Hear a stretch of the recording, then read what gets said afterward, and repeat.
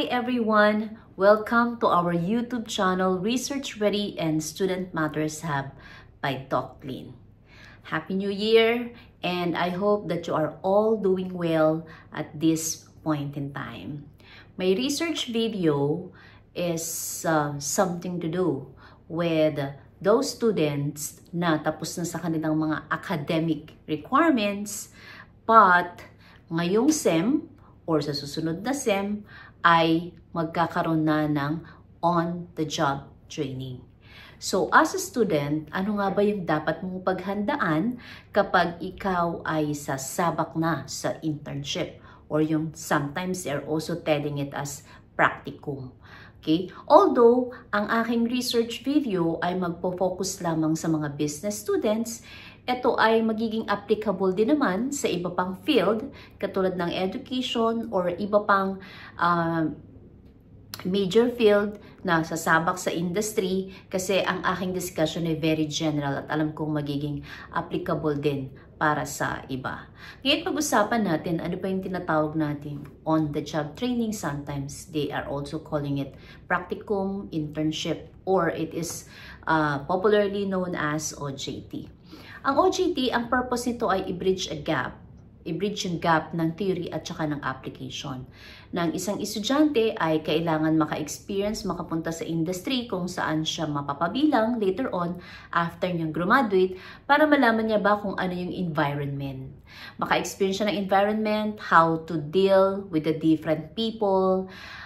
He or she will observe the actual work that is being done in that industry, yung social relationship na pwede niyang i-build before, during, at after ng kanyang internship or ng kanyang practicum. Ganun din, matitest din dito yung tinatawag nating patience. So, malalaman mo kung kaya mo bang i-handle yung environment na dapat mong kabilangan after mong makagraduate. Ganon din yung relationship mo with your coworkers, with your co-intern, at dun sa mga superior na mag-handle sa'yo.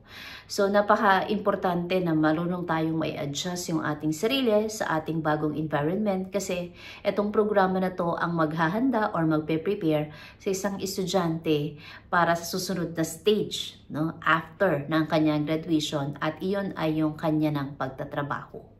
So ano ba yung mga problema na pwedeng kaharapin ng isang future professional kapag siya ay nandun na sa field na yun?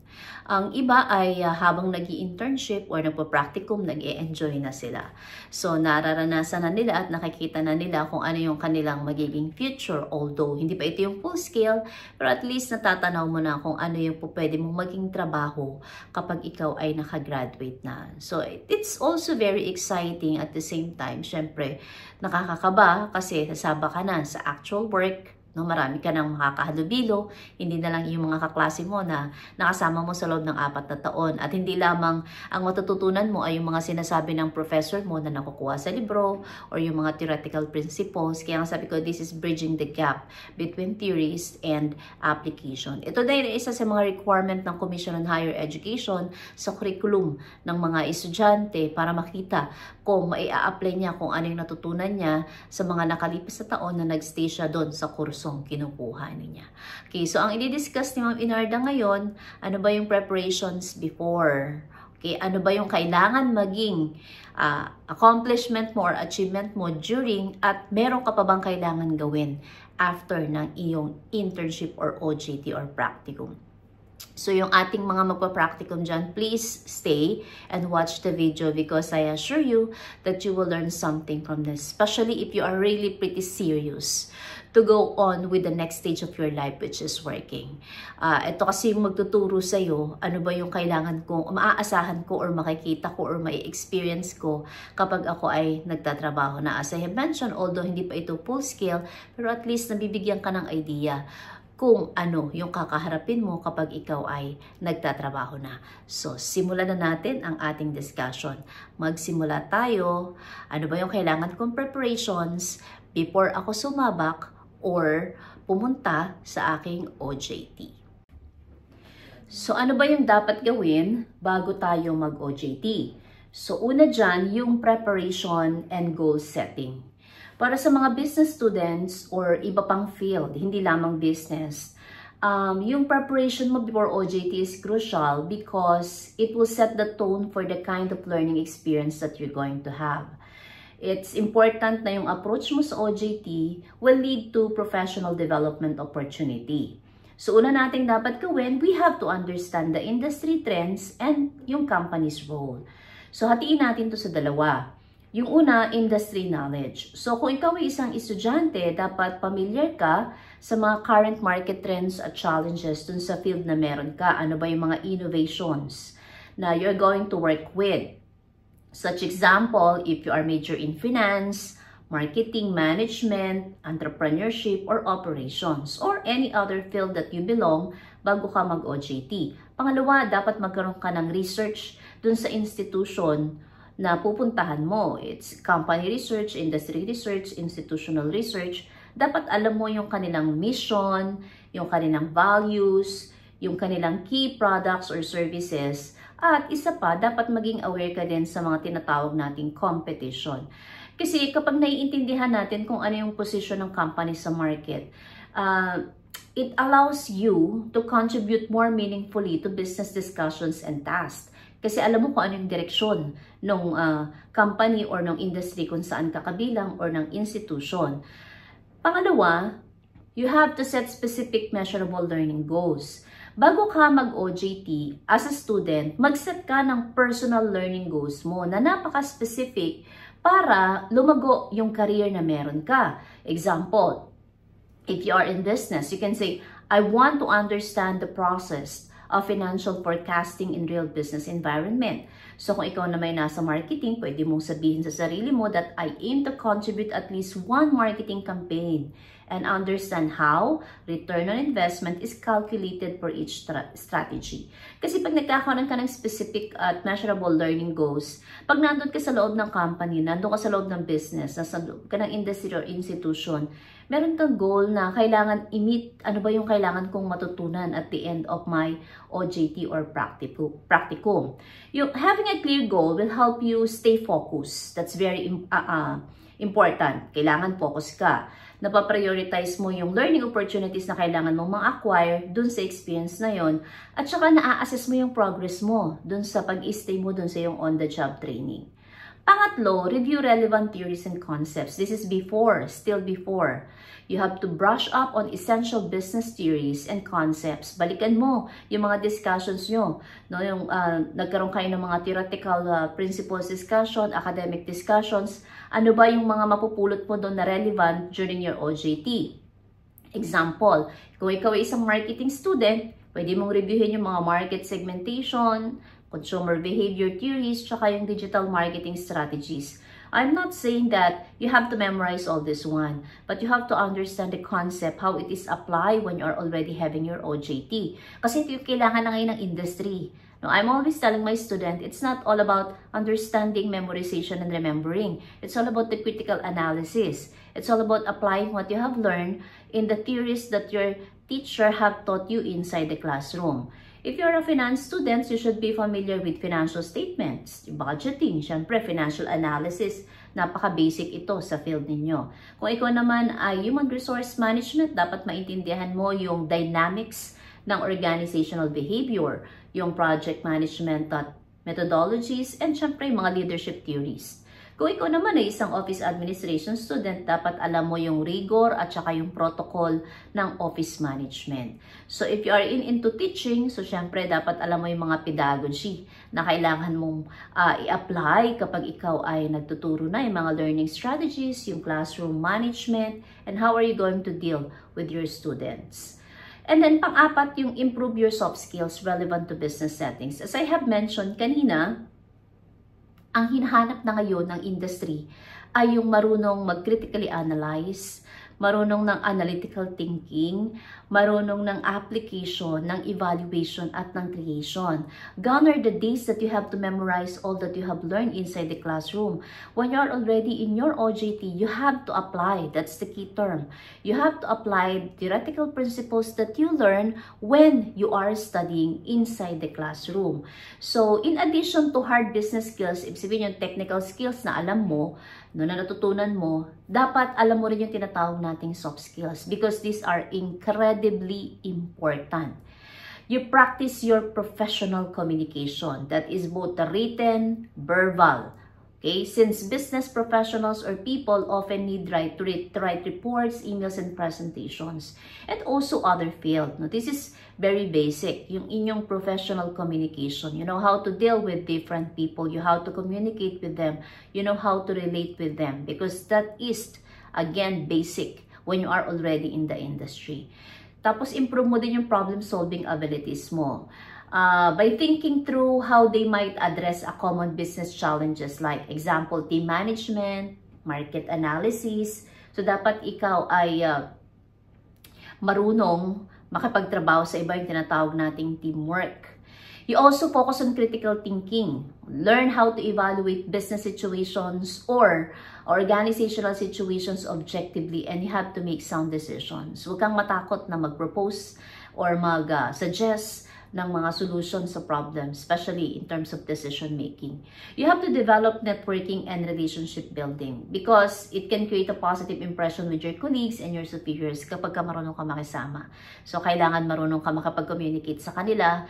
You know how are you going to relate with their experiences as well, no, with the things that they are doing inside the office. That's before your OJT. How about during the OJT? So, I suggest you maximize the learning and your performance. Kung ikaw ay isang estudyante, you are expected to apply the theoretical knowledge in real-world environment. Ito yung phase kung saan focus ka na sa active learning and making valuable contributions because that's the aim of your OJT. So, pag nag-OJT ka, syempre, ang ultimate aim mo ay mai-apply mo kung ano yung natutunan mo, no, sa classroom, sa loob ng napakaraming taon na nandoon ka. No, tapos na yung curriculum about theoretical principles. Ngayon, nandito ka na sa application. Now, during your OJT, it's your time. It's your time to show what you have learned. It's your time to show, to really gain experiences so that you can use it when you have your own job or your first job. Okay, so let's continue. So during the OJT, you have to be proactive and you have to take ownership. So huwag ka mahihiya. You have to initiate tasks. You should be proactive by taking the initiative on some projects or tasks, even if they are not specifically assigned. However, you have also to ask if they needed your help. Okay? So, hindi naman yung palagi na kapag meron kang nakitang trabaho ng iba ay kukuhanin mo. So, you have to ask if they need your help, if you are free, no, at wala ka nang ginagawa, natapos mo na yung task mo, you can offer your help. For example, if they are in marketing, they could offer to research customer segments or competitor activity. So, yung research skills mo, magagamit mo na dito, no, kapag ka meron silang mga pinapagawang ganito. You have to ask for more responsibility. You have to gain your confidence. You should request additional responsibilities. This does not only helps them, but also it shows your commitment and eagerness to grow. And that's part of your OJT scoring board. No? Tinitignan niya ng mga OJT trainer mo kung willing kang matuto ng iba pa. Second, you have to apply the business theories in real situations or apply the theories that you have learned in your classroom to real situations. So, example daw, kung ikaw ay marketing student, apply mo na nga yung mga theory na tutunan mo. Halimbawa, yung 4Ps, yung product, price, place, and promotion na meron ka, no, na alam tungkol doon. Kung ikaw naman ay financial students, you can apply your financial ratios or cash flow analysis that you have learned. If you are a human resource management student, you can apply or implement the principles ng people or organizational dynamics, no? Yung behavior sa loob ng organization and how are you going to manage people inside the organization. Kung ikaw naman ay office administration students, when you have dictation, you apply stenography on meetings and other occasions. Ang pangatlo naman ay build relationships and learn from mentors. ako tingin ko ito isa sa mga pinaka-importanting matututunan nyo kapag kayo ay nag-OJT. No, yung you have to build really a very good relationship with your mentors. But how are we going to do that? Kasi yung adjustment mo with the people around you, that's number one factor to become successful in your career. Hindi po pwedeng meron ka lang nito or yung technical skills, pero dapat meron ka ring heart or relationship sa pakikisama mo sa mga makakatrabaho mo. Okay, so you have to connect with your colleagues. Do not detach yourself from the people around you. But also, wag naman tayong too much yung ibibigay natin about the relationship that we have inside the organization. It's more about unprofessional relationship, no? That you have to deal with them, learn to adjust with your environment and the people around you.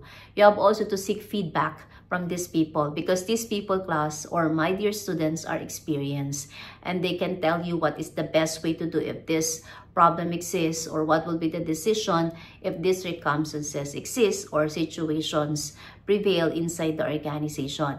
So sila yung makakatulong sa iyo paano ka makaka-resolve ng mga problema. Ito yung tinatawag nating tacit knowledge, no? So sinishare nila kung ano yung meron sila base sa experience na nagain nila dun sa pagtatrabaho nila dun sa the same industry kung saan ka nag-OJT. Okay, next. Observe and adapt to corporate culture. So, ano ba yung kanilang communication styles? How formal or informal communication meron sila? Yung team dynamics nila, kung paano sila mag-collaborate at paano yung kanilang decision making. At syempre, tignan mo din yung work-life balance inside the organization. The balance between productivity and employee well-being within the organization. In other words, to sum it up, pag-aralan mo yung kanilang corporate culture. So maybe in the future, makapunta ka sa isang organization na katulad dito, hindi ka na mahihirapang mag-adjust. Lastly, focus on time and project management. So as a business student or a student or any other students in the field, you're often involved in multiple projects or tasks simultaneously. So maaring ma-assign ka sa iba't ibang tasks sa loob ng iyong organization. Napaka-importante na magkaroon ka ng effective time and project management, which are really very critical in any settings or the industry. So, kailangan alam mo kung paano mo i-manage ang mga bagay-bagay pag binigyan ka na ng task. Ang tanong, ma'am, tapos na ako ng aking OJT, na ipakita ko na yung aking potential, na i-apply ko na yung theoretical principles. Thirds ending na ako ng aking OJT or practicum. Meron pa ba akong kailangan gawin? Siyempre, kailangan meron pa. No? Kailangan baunin natin kung ano yung mga natutunan natin dun sa ating pinag-OJT-han or dun sa place or sa industry kung saan tayo natuto. So, ano ba yung kailangan natin gawin after ng ating OJT? After ng OJT natin, magkaroon tayo ng reflection. I-leverage natin yung experience natin for future growth. Dito, sabi ko nung una, no, before, kailangan mag-set tayo ng goals. Ano ba yung kailangan kong matutunan kapag ako ay nag-practicum na? Ngayon, tapos ka na mag-practicum, magkaroon ka ng reflection. Meron ba akong matutunan at meron ba akong experience na nakapag-leverage na ng knowledge ko for future growth? So first thing you have to do is reflect on your learning outcomes. You might ask yourself, no, what skills did I develop that will help me in my future career? So that is a very good question. Pangalawa, what challenges did I face and how did I overcome them? Matutulungan ka nito kasi na maintindihan kung ano pa yung mga areas for improvement mo at yung mga growth opportunities. At pangatlong tanong na pwede mong tanungin is, how did the OJT experience shape my understanding of the organization's operations and my professional aspirations? Ang ganda nitong tatlong tanong na to. Kasi ito yung magsa-summarize kung talagang natuto ka sa iyong on-the-job training. So meron ba? Pagpasok mo doon sa organization, sa company, sa industry, sa institution, eto ka. After mo ng iyong OJT, practicum, experience, ano ka na ngayon? So you might ask yourself these 3 questions. Pangalawa, evaluate your acumen and industry insights. Meron ba akong karagdagang natutunan dito sa field kung saan ako nagkaroon ng practicum? Ano kaya yung role ko dito sa company na to in the future or sa industry na to in the future kapag dito rin ako nagtrabaho. Pangatlo, seek post-OJT feedback and develop action plans. Maganda to, no, na yung students can meet his or her superior to discuss the performance, asking for specific feedback. Now, pag binibigyan tayo ng feedback, we have to be open-minded. We are not really perfect in doing our job, but there are students who are really good in their practicum that sometimes their trainer give them plot 1 or 100 in their performances. That is because they have seen that this student have contributed a lot, no, dun sa operations ng kanilang organization. If that will be the case, baka magkaroon ka ng chance na after ng iyong graduation, the company or the organization will offer you immediately a job. Nangyayari yan. No? So, ibig sabihin, immediate na. Hindi ka na maghahanap ng trabaho, kukuhanin ka na kaagad ng kumpanya or ng organization because maganda yung ipinakita mong performance sa kanila. You have to seek feedback, and again, you have to be optimistic in accepting all of this feedback because it will help you. Now, to continue, you update your resume and your LinkedIn profile. So, ilagay mo yung iyong experience dun sa particular na company or organization na meron ka. Kasi maganda na magre-reflect din ito dun sa iyong paper. Kung po pwede nga mag-request ka ng recommendation or a reference letter from your immediate superior or colleagues para ma-enhance yung future job applications mo later on. Ang pinakahuli is network and stay engaged. So, kung ikaw isang estudyante, tapos ka na ng iyong OJT, you keep in touch with your colleagues professionally, your mentors that you have met during your OJT. Kasi makakapag-provide ito ng opportunities for future employment or internships. Patutulungan ka rin ito para maging informed ka dun sa industry trends and job openings, and it can offer a long-term career advice and mentorship. So, yun yung kailangan ninyong gawin kapag kayo ay magkakaroon na ng inyong practicum or on-the-job training. These are very simple tips, but most of the time, hindi ito alam ng mga estudyante. Kasi mas nauuna sa kanila yung natatakot sila, na-excite sila sa kanilang magiging experience. Pero kasi ang unang tanong, bago ko magsimula, ano ba yung kailangan kong matutunan? At after kong mag-OJT, natuto ba talaga ako na po pwede kong magamit kapag ako ay pagtatrabaho na.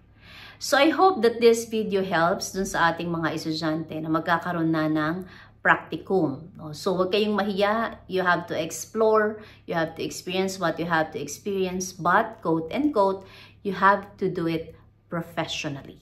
Always remember that because you are carrying with you the name of your school or your institution. You will be the one to create a very positive feedback and environment with the industry about the image of your school. So good luck sa inyong practicum, and I hope na matapos ito ng maayos mula sa simula hanggang sa dulo. At matapos nyo yung number of hours na nire-require sa inyo bago pa kayo mag-graduation. So, isa rin to sa kailangan nyong tandaan. Sundin ninyo kung anong schedule ng inyong practicum. Huwag laging a-absent, although hindi naman kayo talaga empleyado dun sa industry. Dapat isipin na natin na tayo ay nagkakaroon na ng actual na trabaho para ma-experience na natin kung paano talaga magtrabaho. Because your character, your personal attributes, no, your performances will be reflected dun sa grade na ibibigay sa iyo ng iyong trainer, no, yung taong magbabantay sa iyo during your OJT. So thank you very much for watching this video. Please like, share, and subscribe. No, i-share nyo to dun sa mga kaklase nyo, sa mga kakilala nyo na mag-OJT para maging handa sila dun sa kanilang practicum. Always remember, we unlock insights to empower your minds. Thanks for watching, everyone, and see you on our next lesson video. Bye-bye!